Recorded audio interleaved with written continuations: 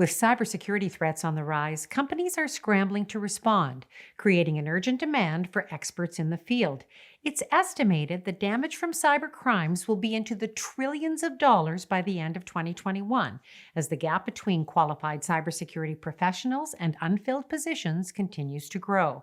Dr. Seth Hamman is the director of the Center for the Advancement of Cybersecurity and associate professor of cyber operations and computer science at Cedarville University, where they are working to close that cyber skills gap. Thanks so much for taking some time with us today. Thank you. That recent shutdown of the major U.S. pipeline really shines a light on the chaos that can ensue. Cedarville Center for the Advancement of Cybersecurity was created to address this growing demand for cybersecurity experts. So, just how significant is that cyber skills gap, and does it exist across all sectors? It's very significant. I don't know what the latest numbers are. I mean, they're in like the millions. And unfortunately, the gap doesn't really shrink because I think the demand increases almost faster than the supply increases. So it's kind of just the status quo. And yes, it's all sectors because every sector uses computer technology. They're on the internet, they're networked. So if you're in cyberspace, then cybersecurity is a concern. So it doesn't matter if you're in higher ed, if you're in textiles, if you're insurance, banking, whatever you're in, if you're federal government, you're using computers in the network. And so cyber is a concern of yours. Well, as you say, technology is an integral part of everyday life for all of us, but I think many of us are pretty naive when it comes to the safety of our own personal information. So, how prevalent is malicious cyber activity, and what makes it so potentially dangerous? We've kind of seen a good example with the U.S. pipeline. Yeah, it's very prevalent. I mean, because cyberspace is a connected world. I mean, I say it's a distanceless world. So you can get anywhere in cyberspace and, in a fraction of a second, basically instantly. So that these cyber adversaries are out there constantly on the prowl, and it doesn't matter where you're located and where they're located, they can get to you. So, if you take a brick and mortar bank that's in some small Midwestern town, there's only so many threat actors that are really a concern for that bank on a given day. Bank robbers that have to be somewhere in the vicinity. And so 99.9% of the human population is no concern of theirs. But in cyberspace, if that bank has an online presence, now they have to worry about any malicious person anywhere in the world. It can potentially access that bank and try to wreak havoc. And if they'll try that bank, and then they'll try another bank, and a lot of the attacks scale really well. So, some types of attacks, they could try it one victim or a million victims. That's typically how a phishing email works. So that there's enough threat actors out there, and there's enough cyberspace terrain for them to cover that it's extremely prevalent. And extremely dangerous, as we've seen. But who are the predators behind these cyber attacks? And what provokes them? I mean, the ransomware attack on the pipeline was apparently about money, but it isn't always the case. It isn't always the motivator. What are the motivators, and what are the key targets? I think so. There's a few different motivators. In the early days of hacking, it was kind of almost nuisance. It was almost for bragging rights. It was just this idea where maybe the criminals weren't really that, what we would think of a criminal element. They were more mischievous or something like that. That brand of hackers still exist. Then there's the nation state hackers. That's, and some are rogue nation states. North Korea would be an example of that. A nation state who's trying to monetize, trying to support their bottom line. So they might be involved in ransomware, which is crazy to think about, but there's that. And then there's just the espionage that goes on in cyberspace that, every country engages in to some extent. So there's those types of hacks going on. And then there's the monetary motivation. And that's what we see causes the most damage. So, people can make a lot of money, they can make a living. They can make a very good living by basically coming to work every day, perpetrating cyber attacks. And if they can find ways to monetize their skills, you mentioned the pipeline, ransomware is one of the best ways for them to do that. And it has been for a couple of years, but I think it's more and more people are seeing it because it's coming to an organization near them, some kind of ransomware strike. And it's a simple, just extortion scheme. They hold your data until you give them money. And so it just, on the scale of the internet. So that's probably continues to be the major motivation. The perpetrators are anything from an organized crime ring, maybe in countries like Eastern Europe, there's some known organized crime rings, kind of like what you would think of as maybe like a mafia type. And this is the way that they make money. Well, Cedarville has actually been designated as a national center of academic excellence in cybersecurity, one of only 20 schools. How challenging is it to evolve the curriculum to keep pace with the industry shifts and all those technological advances? Well, what we try to do, it's almost impossible to do that. So what we try to do here at Cedarville is we do as much hands-on labs and work as we can, but we really want to focus on the fundamentals.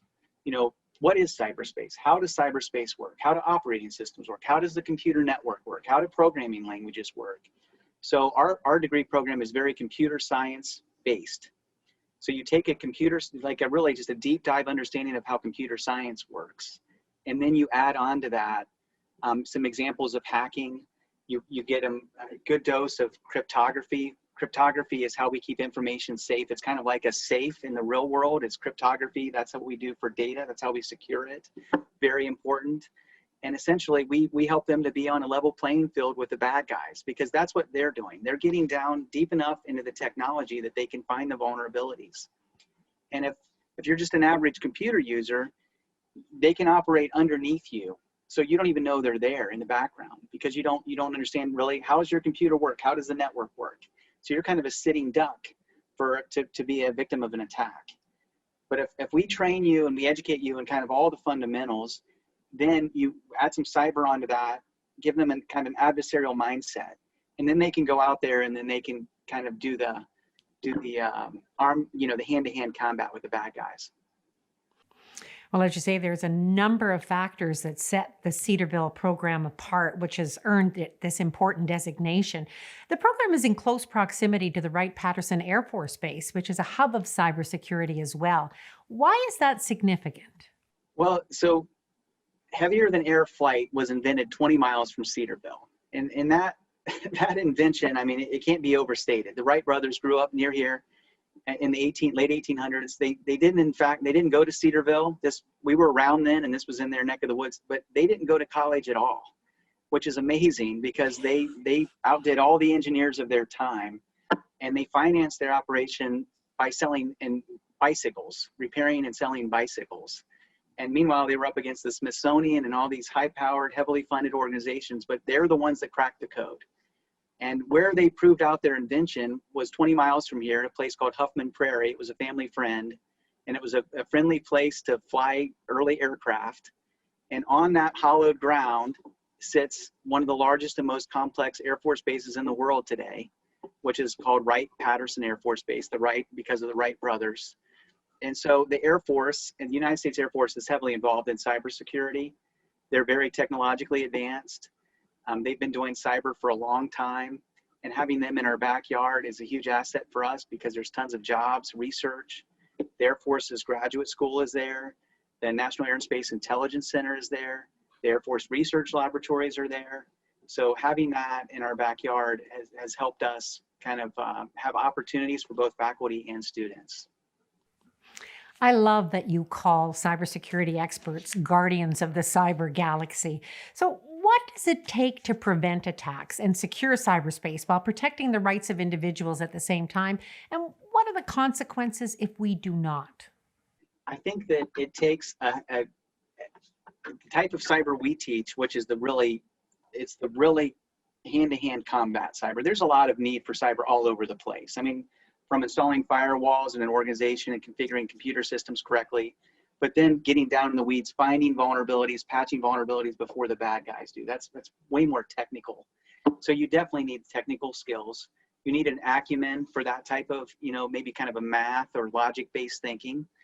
And then beyond that, you need some soft skills. And so in my TEDx talk, which I titled Guardians of the Cyber Galaxy, I talk about character and how character is important, because when you're out in cyberspace, you can operate really with kind of an idea that nobody really knows what you're doing, and maybe they wouldn't be able to determine what you actually did. Of course, that's what the bad guys are trying to accomplish.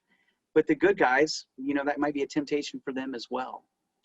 So when you get caught into an organization, you're handed the keys to the kingdom, and the organization's at your mercy. And I'm talking about the good guys. They need the good guys to help them. So the good guys need to be high character. They need to be noble. They need to have this picture in their mind of that they're really helping. And so that's something that we try to emphasize here at Cedarville as well, just the importance of character in cyberspace. What are the consequences if we do not do this? I think just more of the mayhem that we're seeing now, more individuals hurt, privacy violations, our private data exposed. Potentially we could become victims of identity theft and other things that happen online. Our organizations that we work for could be hurt, harmed. So yeah, and the tip of the iceberg, I mean, I think we've just barely seen the tip of the iceberg in terms of what potentially bad things that could happen in cyberspace. It really is about securing tomorrow for future generations, and certainly a career option that can literally have a monumental impact. It's reassuring to know that Cedarville is certainly leading the charge in this regard. What is your opinion? Are you optimistic about winning the battle in cyberspace? That's a good question. I think that it's going to continue to be a wrestling match. I mean, the stakes they're getting higher all the time. I think the bad guys have a lot of advantages. So winning the battle, I think, is maybe putting it a little bit too strongly. I think we can compete better, but I don't know. I mean, as far as the cyber adversaries going away, or them being unable to find their ways in, I think for us, it's more about trying to equip skilled workers, but there's also policy things that we need to do. We need to think more carefully about moving things online because we're vulnerable, maybe more vulnerable than we realize. So there's some of those behaviors that are going to probably need to change as well. But just the terrain of cyberspace is a hard terrain to fight in for the good guys, for the defenders. And so I don't see anywhere in the short term where this is going to be any easier. We're not going to open up a newspaper 2 or 3 years from now and feel like, oh, this was some quaint thing of the past where cyberspace used to be full of vulnerabilities and bad guys. I think that's going to be with us for quite some time. Well, you can certainly see the urgency for more cybersecurity experts. Dr. Hamman, we thank you so much for taking some time for us today and sharing your expertise on this very important topic. Thank you so much for having me. It's been a pleasure.